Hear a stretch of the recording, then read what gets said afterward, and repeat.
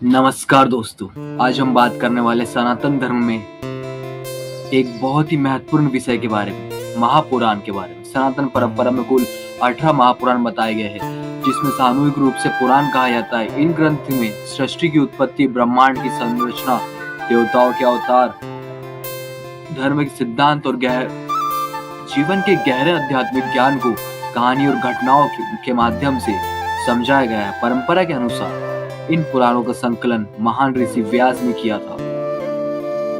पुराणों का मुख्य उद्देश्य था कि वेदों को गहरे ज्ञान को आम लोगों तक आसान भाषा में पहुंचाया जा सके। इसलिए पुराणों में ज्ञानों को कथाओं, घटनाओं और उदाहरणों के माध्यम से बहुत ही अच्छे प्रकार से समझाया गया है।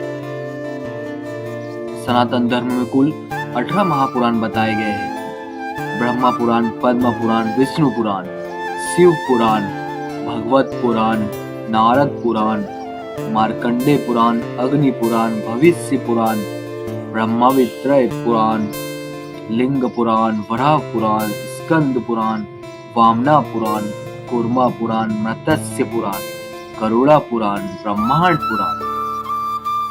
इन सब पुराणों में अब हम कुछ प्रमुख पुराणों को थोड़ा विस्तार से समझते हैं। प्रथम, विष्णु पुराण। विष्णु पुराण सनातन धर्म के सबसे महत्वपूर्ण पुराणों में से एक है।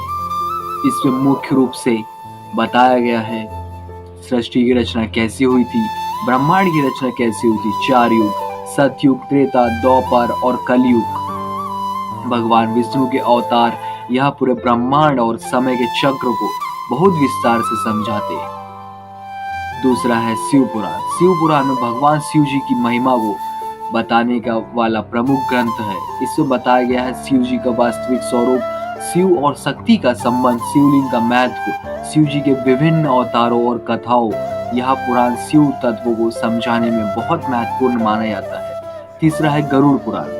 गरुड़ पुराण में जीवन और मृत्यु के जुड़े विषय को समझाता है। इससे बताया गया है मृत्यु के बाद आत्मा के साथ क्या होता है, कर्म का फल कैसे मिलता है, नरक और स्वर्ग का वर्णन, अंतिम संस्कार के नियम।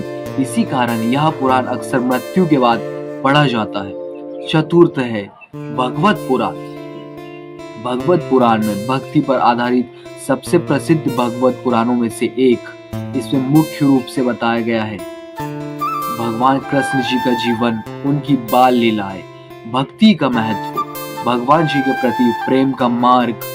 यह पुराण भक्ति भाव को सबसे ऊंचा स्थान देता है। पांचवा है मार्कंडेय पुराण। मार्कंडेय पुराण में देव शक्ति से जुड़ी या देवी शक्ति से जुड़ी महत्वपूर्ण ग्रंथ है।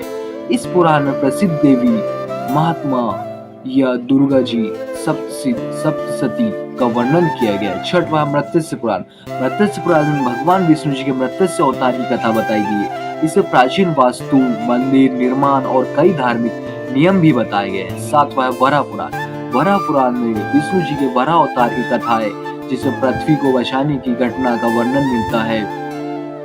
आठवां है ब्रह्मांड पुराण।